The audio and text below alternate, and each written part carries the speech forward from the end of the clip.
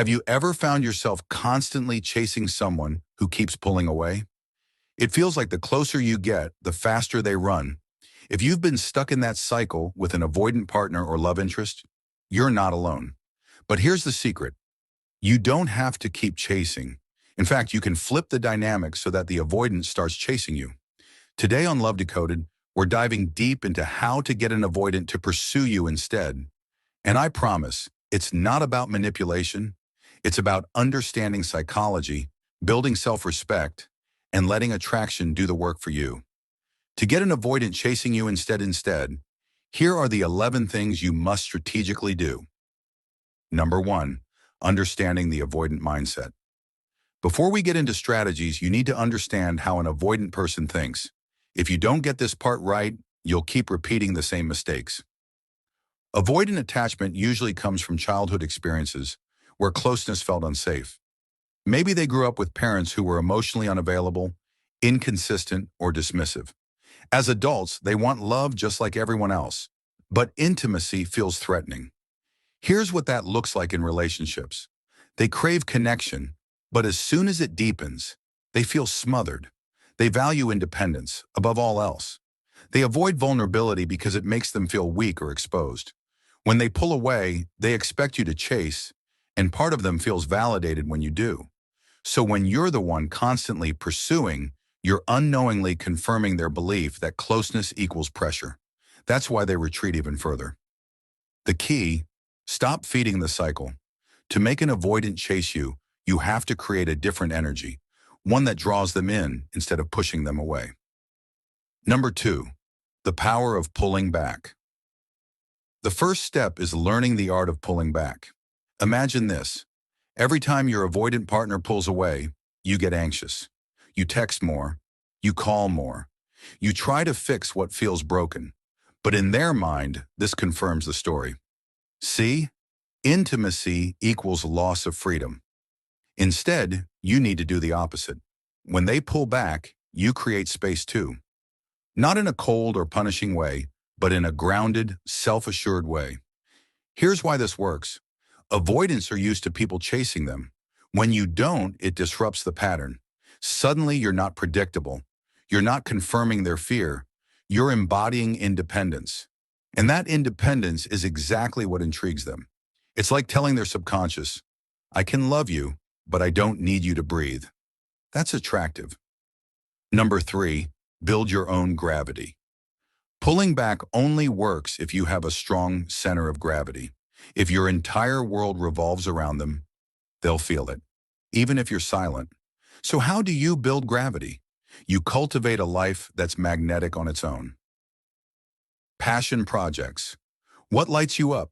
Dive into it. Social connections. Build friendships that fill your emotional tank. Personal growth. Work on your goals, fitness, skills, and confidence. Joyful independence. Show that your happiness isn't conditional on their attention. Here's the psychology. Avoidants are attracted to people who feel self-sufficient. When you're thriving without them, they start to wonder, wait, why aren't they chasing me? Why do they seem so fulfilled on their own?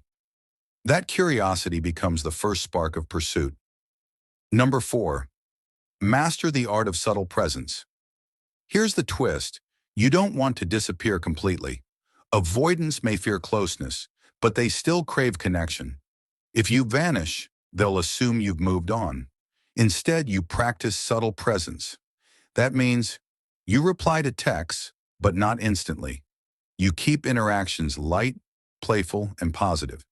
You show warmth without pressure. You stay consistent, but not clingy. Think of it like this. You're a calm, steady flame, not a wildfire that consumes them. This balance keeps the door open while signaling, I'm here, but I don't need to chase you. That energy is irresistible to an avoidant because it feels safe. Number 5, strategic detachment. One of the most powerful techniques is what I call strategic detachment. Avoidants often expect their partners to overfunction, always fixing, chasing, and initiating. When you step back from that role, you shift the dynamic. Here's how. Stop over-explaining. If they go silent, don't send essays about how you feel. Keep it short. Match their energy. If they withdraw, you take a step back too. Stay calm under distance. When they test your patience with silence, show that you can hold your own. Re-engage lightly. When they return, welcome them without resentment. This doesn't just get their attention, it earns their respect. And respect is what transforms attraction into pursuit. Number 6. Show them what they could lose. Avoidants often take unconditional love for granted. They assume you'll always be there, no matter how much they pull away. To flip that script, you need to gently show them that your presence is a privilege, not a guarantee. This doesn't mean playing games or making threats. It means living in a way that communicates, I value myself enough to walk away if I'm not valued. I have options and I won't settle for breadcrumbs. I choose you, but I don't need you. That energy creates a subtle fear of loss, and nothing makes an avoidant chase faster than realizing they might lose the person who offered them rare, patient love. Number 7. Use the power of mystery. Avoidants hate feeling trapped, but they're intrigued by mystery. When you're an open book, there's nothing left for them to discover. So embrace a little mystery. Don't share every detail of your day. Let them wonder what you're up to. Surprise them with your depth and independence. Mystery creates space for pursuit. It makes them lean forward, curious to know more. And curiosity is the seed of chasing. Number 8. Boundaries. Washan. Attraction. Let's be real. Avoidants push boundaries. They test how much distance you'll tolerate, how much silence you'll forgive, and how far they can go without losing you. The most magnetic thing you can do is hold firm boundaries. Not walls, not ultimatums, just healthy standards for what you will and won't accept. Examples. I don't chase when someone withdraws. I give space. I value communication. Silence for weeks doesn't work for me. I give love freely, but I also honor my needs. Boundaries aren't about punishment. They're about self-respect. And self-respect is magnetic. Avoidance may resist at first, but deep down, they admire people who don't abandon themselves for love. Number 9. Reframe the dynamic. Here's the biggest mindset shift. Stop seeing yourself as the pursuer. See yourself as the prize. Because here's the truth. You are the prize. Your empathy, your loyalty, your capacity for deep love, those are rare gifts. And when you truly embody that energy, avoidants feel it. Instead of thinking, how can I get them to want me? You start thinking, how can I live so fully that they can't help but want to be part of it? That reframe changes everything. Number 10. When they finally chase. So what happens when the avoidant starts chasing? At first, it might look like small gestures, more texts, initiating plans, showing curiosity. If you handle this stage wrong, the cycle could reset. But if you handle it right, the relationship can transform. Here's how to respond. Acknowledge, don't overwhelm. Appreciate their effort without overpraising. Stay balanced. Don't swing back into overchasing. Keep your independence. Encourage openness. When they share, listen without judgment. Reward effort with warmth. Positive reinforcement builds safety. This way, you reinforce the new dynamic, where they feel safe to chase and you feel respected. Number 11, the deeper lesson. Now let's zoom out. This isn't really about tricking an avoidant into chasing you. It's about shifting your own energy so that you stop abandoning yourself for love.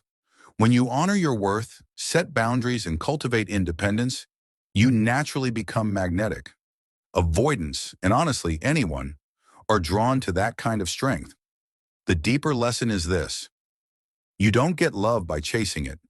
You attract love by becoming someone who doesn't need to. So if you're tired of chasing an avoidant, the answer isn't to push harder, it's to pull back, build yourself up, and let them feel the gravity of your independence. When you do, you'll notice something powerful. They'll start leaning in. They'll start wondering about you. They'll start chasing you. But here's the bigger truth. The real win isn't just getting them to chase. It's realizing you never had to chase love in the first place. If this video resonated with you, hit that subscribe button and join our community here on Love Decoded, where we turn relationship confusion into clarity. And tell me in the comments, have you ever had an avoidant start chasing you once you pulled back? Your story might be the exact clarity someone else needs today. Thank you for watching.